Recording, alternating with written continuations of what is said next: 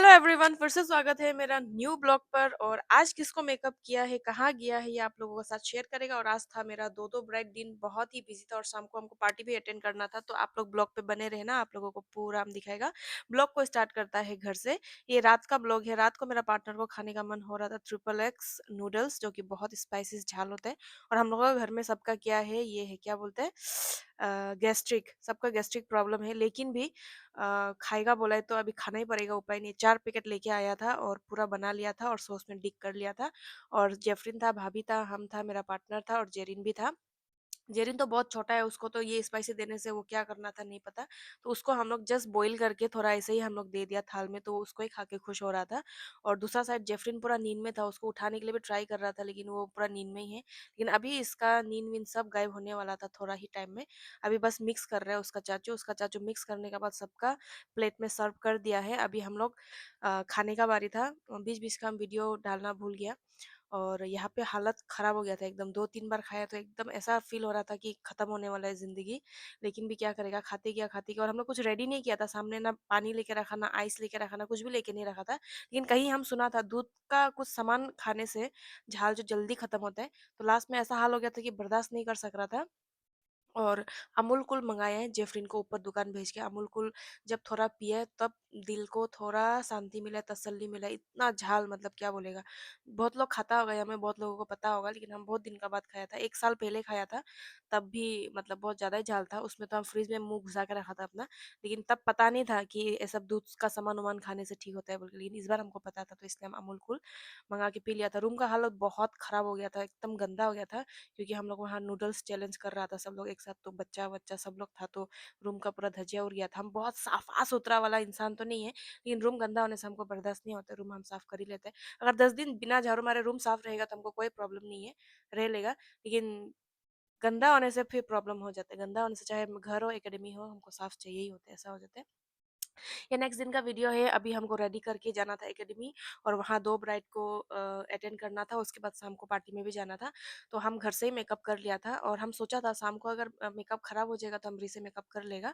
तो यहाँ पे हम नहा वहा के स्कर्ट टॉप पहन लिया था, और अभी हम यहाँ पे मेकअप कर रहा था। मेकअप तो मेरा डेली का रूटीन ही है, मेकअप हम हमेशा करता ही है। और अभी विंटर आ गया है, तो कुछ कुछ जो प्रोडक्ट है वो थोड़ा चेंज करना पड़ रहा है, क्योंकि स्किन मेरा सुपर ड्राई है। तो मेकअप करने के बाद भी बहुत ड्राई फील होता ही है आजकल।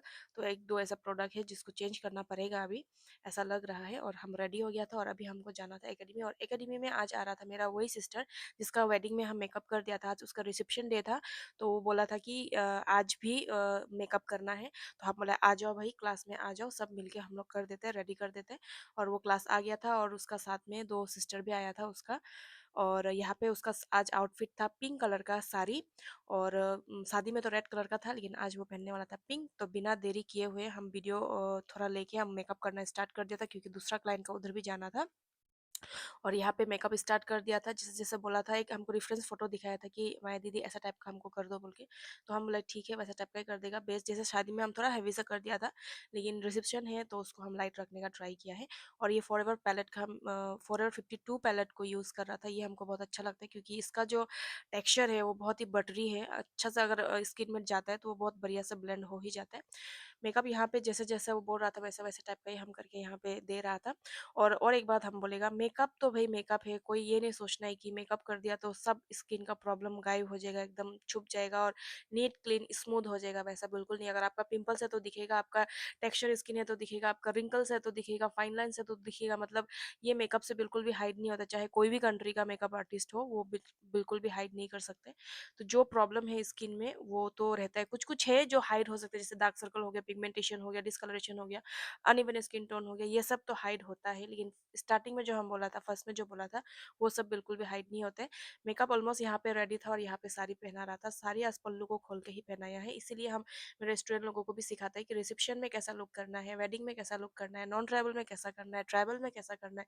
तो सब अरुणाचल में बहुत सारा ट्राइब लोग रहता है मिलके। तो यहाँ पे पार्टी वार्टी में अलग अलग क्लाइंट का अलग अलग टेस्ट होता है, अलग अलग ट्राइब का अलग अलग लुक होता है। तो उसको ही ध्यान में रखते हुए एकेडमी में हम सब कुछ सिखाते हैं। यहाँ सब लोग हमको मिलकर हेल्प कर रहा था क्योंकि उन लोगों को पता था कि अभी हमको दूसरा जगह भी जाना है। तो सब लोगों को thank you so much, specially मेरा 2 असिस्टेंट को और मेरा जो सीनियर स्टूडेंट लोग था वो लोग भी बहुत हेल्प किया, तो सबको थैंक यू सो मच।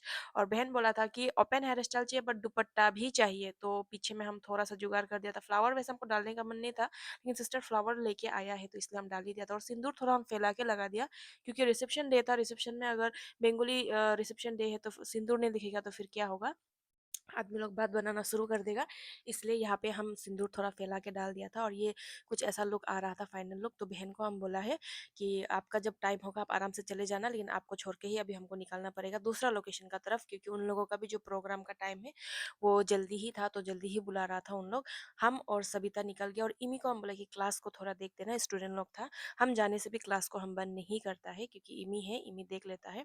और चंदन नगर में था होटल ऑप्सिडन ब्लू, हाँ ऐसा कुछ तो नाम है। गया है 2-3 बार और गया है बट नाम याद नहीं रहता है, इसलिए हम धीरे से बोला है। तो अभी हम लोगों को वहाँ के लिए निकलना था और आयरन गरम ही था इसलिए हाथ में ले लिया, बैग में नहीं डाला है क्योंकि गरम गरम बैग में डालेगा तो जलने का चांस है। एक बार ऐसा करके मेरा बैग का थोड़ा जो कपड़ा होता है वो जल गया था, इसलिए हम हाथ में ले लिया था। और यहाँ से हम लोग सीधा चंदन चंदन नगर में जो ब्रिज है, ब्रिज का वो दूसरा साइड में ही है, राइट साइड में है। तो हम लोग यहाँ से घुमा के, ये है आप लोगों को दिखाई दे रहा होगा, ये है। तो यहाँ से हम लोग घुमा के लेके आए और वहाँ में जाके क्या किया भाई, किसको मेकअप किया, कौन था, वो भी हम आप लोगों को ज़रूर बताएगा, ज़रूर दिखाएगा। लेकिन ये ब्लॉग ज़्यादा लंबा हो रहा है, हम पार्ट 2 में उसको ज़रूर लेके आएगा आप लोग। पार्ट 2 का वेट करना, पार्ट 2 आएगा कल। तो ठीक है, मिलते हैं नेक्स्ट ब्लॉग पे, बाय।